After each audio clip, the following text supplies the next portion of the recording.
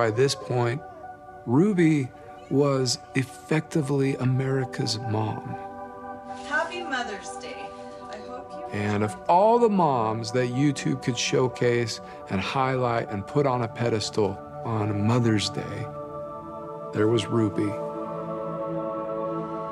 She wanted that more than anything. Wow. So they're saying that Ruby never cared about the money. She cared about the validation. She wanted to be like, basically, I'm going to say the Oprah of mothers, right? She wanted to be that mom. Knowing how this ends, kind of ironic. Wow. And she would confide to me that she was meant to be some sort of instrument in the hand of God. Roses are red, violets are blue. I want to spend my life with That she was meant for something bigger than herself. 1, 2, 3.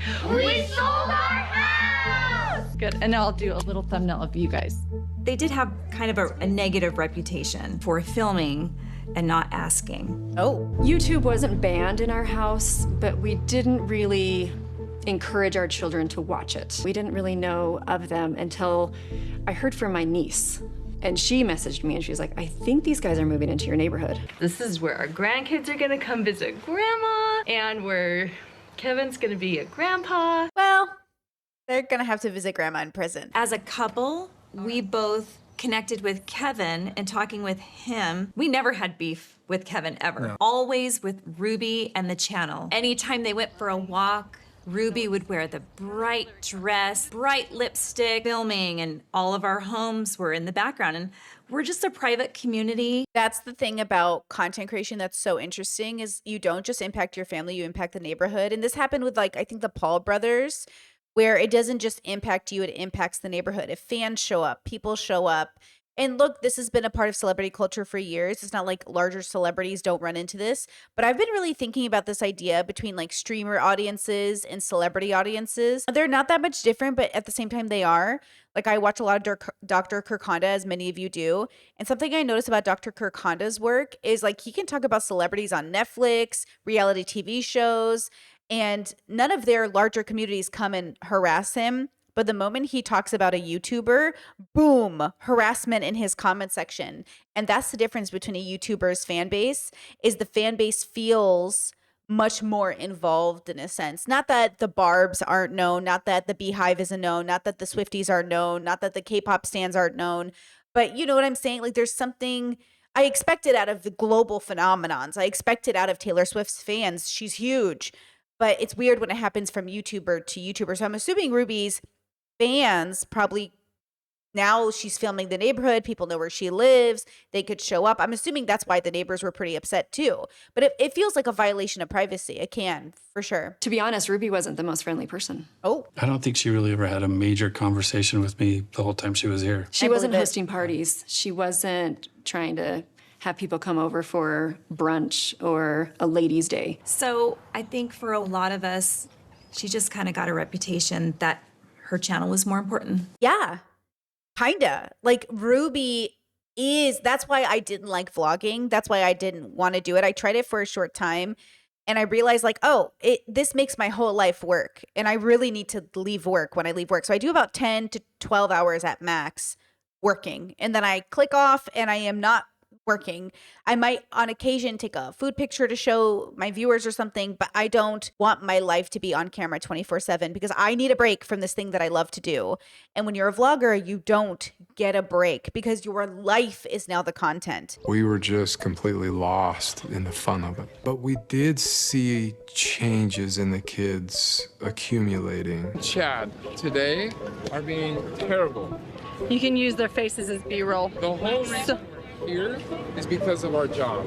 And you guys are acting like this is stupid. The kids started to complain about everything, like, I'm bored, we don't want to film, we're so tired of doing this. They were losing their light.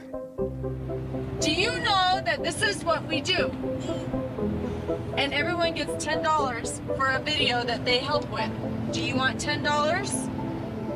Our entire schedule revolved around YouTube. And I think that's where I started to have issues. And see, now the kids are a part of the business and the kids are stressed and the kids don't want to live their life this way. It sounds stressful. It felt more like a set than a house. Wow.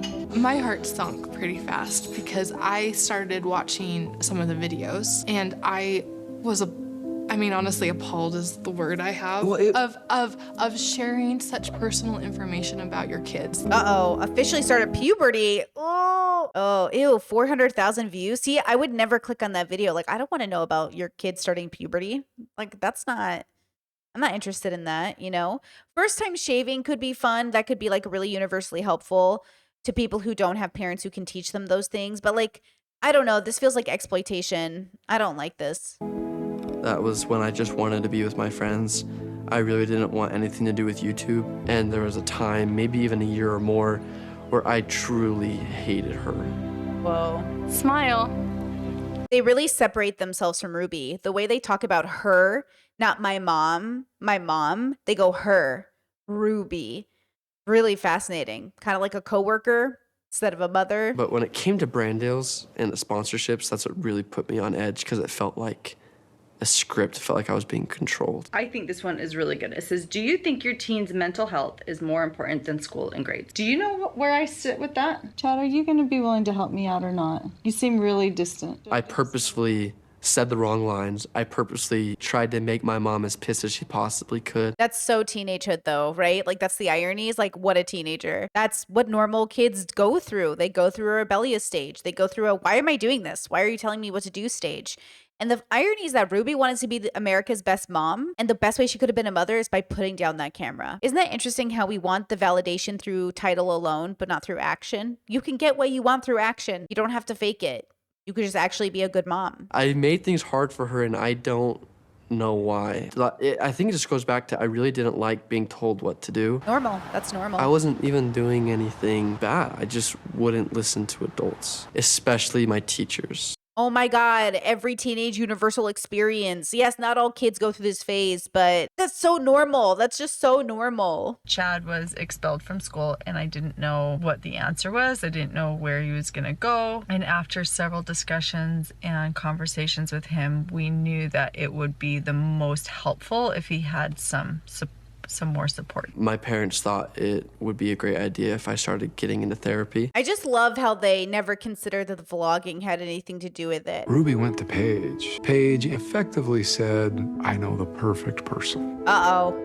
Uh-oh, Paige. Oh my God. Thanks, Paige. Thanks a lot, girl. Welcome to Mentally Fit with Jodi Hildebrandt. And Jodi was very influential in the community. When Jodi was teaching, she could just cut straight to the chase. You become a woman of integrity. She did come across very knowledgeable. She was at a very prestigious drug rehab facility, and I bought it. You're gonna learn how to parent your children in a way that does not invite them to live in distortion. I remember my mom telling me that morning, hey, it's gonna be your first kind of session with her. And the first thing Jodi said was, Chad, it's really good to see you. Are you ready to start living an honest and responsible and humble lifestyle? Absolutely, yeah, let's get this started, And the first thing she said was, you're lying, Chad. And I went silent. So they've been telling us about Jodi and her credibility and how that therapist from the initial start of the documentary worked under her practice and how this woman had a reputation and how Paige the neighbor recommended her and all these people put her on a pedestal. And Chad was going to fake his way through the first interview with her, only to have her call him out. And it's interesting because there is just, even if he wasn't Ruby's son, he would have gone through a natural, possible rebellious teenage process because a lot of teenagers go through that process. But on top of that, it was a rebellious situation with a famous mother. And he was the main character in that fame. Like, who would Ruby have been if she didn't have all these kids? Who would Ruby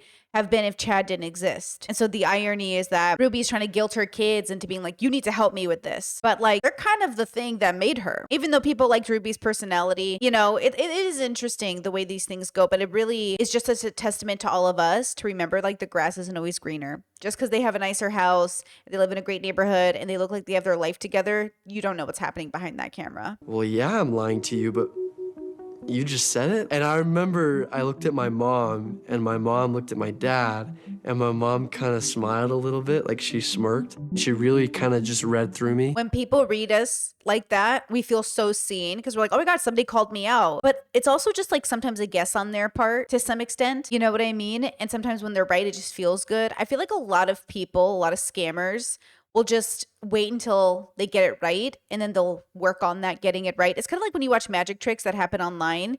If they're only showing you every time they got the trick correctly and people believe the trick, then you're going to think like, wow, they're this great magician, but they don't show you all the times they got it wrong. That's how it kind of feels sometimes, but all you need to do is get it right enough and people will all of a sudden give you the benefit of the doubt, even if you get it wrong in the future, or they'll assume you always get it right with everything else you say. And that really excited my mom, that there's finally someone out there who isn't gonna take my bullcrap anymore. She was hooked onto her from that moment on. And after that first call, Jodi's like, he needs an outcome. He's running circles around you. To get me back in line, they needed to take everything away from me. All electronics, which meant my phone, the Xbox, no access to sports. They even sent me to a wilderness camp. Uh-oh. Chad today has just entered the Anasazi Foundation Wilderness Therapy Program. My mom was trying everything she could to fix me. Did everything except question her own motivations and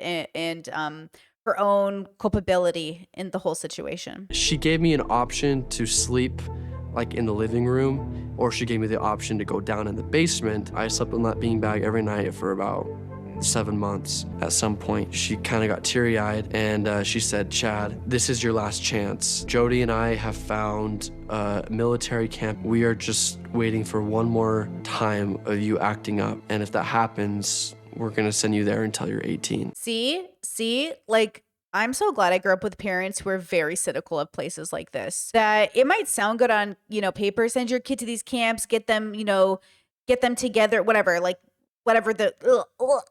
I am so, The one thing I will say about my parents is they don't send their kids to camps. And that scared the hell out of me. That terrified me. When you do things out of fear, it's always the wrong reason. Sending the fear of God into your child is the wrong answer.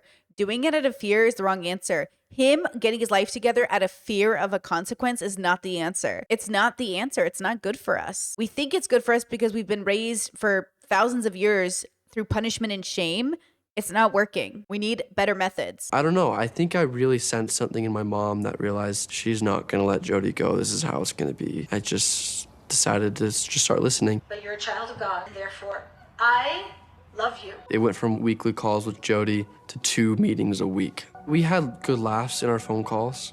And that's why I tell people, like, at first, working with her really wasn't that bad. Her main focus was for me to live a more spiritual lifestyle. Chad's gotten really good at figuring out truth. So tell me what you learned yesterday about. So I had a phone call yesterday with my therapist, and she taught me about truth and distortion, the 3 different types of pain, and we can feel pain in ways. Jodi's helped Chad understand that his happiness isn't dependent on him getting a phone. I wonder, and not to excuse any of the behavior, but I wonder if Ruby Franke is like in her right mind. She feels very unwell to me, and I am curious about the psychology behind this. Like, what are you doing, girl? I mean, I think she really authentically thinks it's helping, which, like I said, the road to hell is paved with these things. And at this stage in the development, I wonder what Ruby is thinking. But I do think she seems very ungrounded. That's why I say my goal is always to be the most grounded. I want to make sure I'm the most, in my right mind. She feels very uncomfortable to me, like very not in her right mind to me. I know that you have felt the change in our home too. Behind the scenes, Chad really was working hard. I remember just thinking like, he's fixed. Grab it.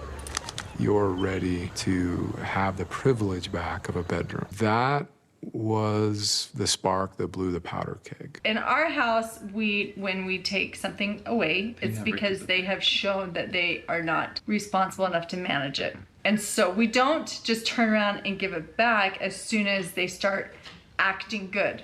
Holy. Have I ever given something back less than 6 months? I've had my phone No. taken for like a day. My bedroom was taken away for 7 months, and then you give it back like a couple of weeks ago. I don't think our viewers know that. Sleeping on a beanbag. I was sleeping on a beanbag. But yet she posted the video. Did she think it was going to go over well with the viewers? When this video hit, all hell broke loose. All of a sudden, the algorithm began to recognize, oh, this is a hot topic. So everyone scrambles. Ruby takes the video down. But I think what she was unprepared for was the torrent of pure hatred that came through the door. Because that is an insult to all parents out there. Ruby was devastated. Any of it valid, do you think? From my perspective now, is any of it valid? Sure. I think a lot of it was valid. Okay, hold on. They're about to go 2 years earlier. This is so interesting to me that they thought it was going to go over well, but also this is their first backlash. They got to 1 million subscribers with no backlash. That's wow. Wow. And this is the first one, which is so valid. I think his hesitation around saying that it was all kind of valid is frustrating to me right now. Yeah, it's amazing what people will double down on or think is normal, which is why I say it's all about these generational curses, this generational trauma. We justify so much of our childhood because it's just how their parents were raised, or hey, at least, you know, my grandfather did this as punishment, but my dad did this as punishment and it's gotten better, so maybe it's not that bad. It doesn't have to be bad enough to call the cops for it to be bad. And the fact that Ruby, it got so bad that they had to call the cops just shows you how bad it was. Right? So this says 2 years earlier. Let's see what the scene is. Hold on. Out. What was that look for? Sorry, I just get nervous. Stop getting scared. Look. Just be yourself. That is myself. Well, then change it. Damn, Ruby. This is the behind the scenes stuff that didn't get uploaded. I've learned that there was a whole lot of horror that was going on in the shadows and behind the scenes. When you are... We're gonna cut that out. You get down and you be quiet. This isn't your turn. Now sit. This is why I say I really do think like 90% of people who become parents, like they're not good parents. Maybe good enough, but not good parents. I don't think everyone's Ruby Franke, but I think a lot of people are more Ruby Franke than they want to admit at times. Because I know parenting can be frustrating. I know you are frustrated, but you know. Cut. Yeah, we're cutting that out. I had no idea that this was going on in my family. Did you really not? I mean, he just showed a clip where wasn't he behind the camera just now watching it? Like, if you're going to be a family vlogger, I feel like a big part of having a family is knowing there's noise all the time in the house to some extent, right? I think it's possible for him not to know to which extent or to how bad it was getting. But also, I think the problem is calling ourselves out in the moment. Like, it's embarrassing to admit that we engaged in behavior that we feel as strong, emotionally stable, introspective adults we engaged with that is imperfect. Myself included, yourself included. We have to first admit that all of this isn't ideal and then talk about why we got there to stop the process from happening. It's not about being perfect, unlike in this Mormon bubble where they want to be perfect. So the fact that he watched his wife grab the kid that way and be like, it's not your turn, and that in his brain wasn't like a, hey, don't handle the kids that way, is just a testament to how a lot of parents justify the way they manhandle their children. If you cut one more thing in my house, I am going to cut your cat's head right off. But I knew that's how it was modeled for her. Love is obedience. That was generational trauma right there, girl. You're going to fear me. Fear's the root of all evil. Sit down right here. Go sit on the couch.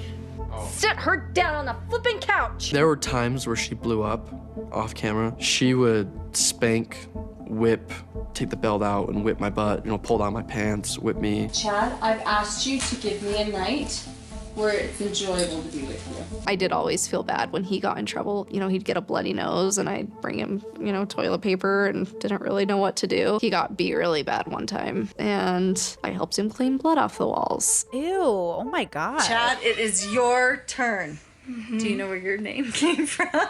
Grandpa? Of course you know. Which grandpa? Okay, we're gonna try this again. You be a little more talkative here. Hey, if I hear one more word, get out. If I'm gonna let you, I don't vlog, And if I'm going to spend all my time helping you, you're going to help me too. Be excited to tell them where your name came from, even if you have to fake it. Fake being happy. Whoa. Oh my God. See, this is why I hesitate to believe kids who are put into Hollywood aren't feeling a lot of this anxiety. Like, I do question parents who put their kids in like dancing with the whatever and Hollywood and the whoever. And I want to believe the kids are happy, but I can't because of situations like this. Like, it's one thing for an adult to have to show up and smile for a camera, which is still hard in and of itself, and let alone a kid, bro. Oh, this is gross. Looking back on it, I don't think she was a good person. No way, bro. I think she was already an abusive mother before.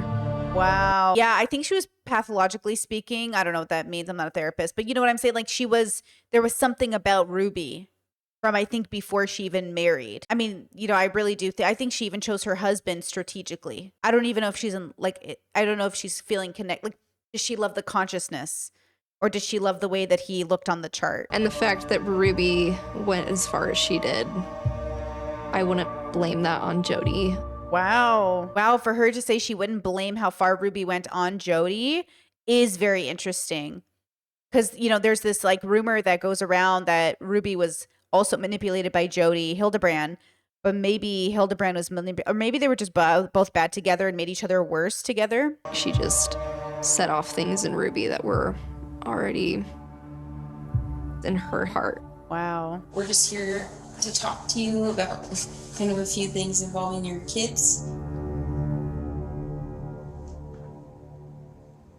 I'll wait till I have a lawyer. Wow. Okay. So that is our episode 1 out of 3. Just my heart goes out to these kids. It just, you know, sometimes breaking generational curse or trauma looks like not having kids. Not because you wouldn't be a good parent, but sometimes, you know, the spoons that go into healing that childhood trauma is maybe too much sometimes for us. And I think a lot of people have kids to try to heal through their children. I just don't think that's very good. And then I think sometimes people have kids because they really want to be parents, but they don't know how that's going to really look. And so they're not prepared. And then I think people like Jodi have a kid to fulfill a fantasy about her ego and seeking through validation through that image of how people view her. And it just, my heart goes out to the kids because they are the victims in this situation. Ultimately, they are the victims, and many adults sat around and didn't call people out and didn't tell people to be better, including the husband. So even though I think he might have been partially a victim by her, maybe, I think he was also complicit in the way that the kids were treated. Man, this is heartbreaking. I'm already sad. I'll see you for the next time. Please like, subscribe. Thank you for being here. I appreciate it. And,